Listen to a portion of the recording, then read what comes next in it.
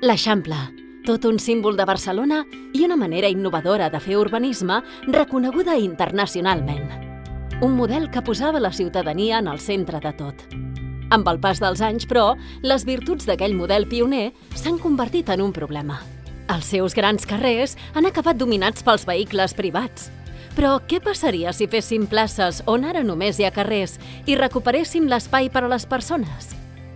A l'Ajuntament de Barcelona, a través del programa Superilles, volem crear nous espais d'estada, de relació i de gaudi.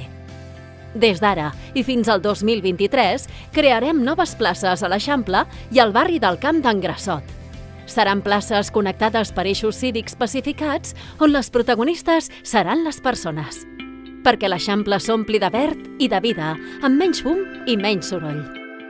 Fem de Barcelona una ciutat per viure-hi. Superilles, omplim de vida els carrers.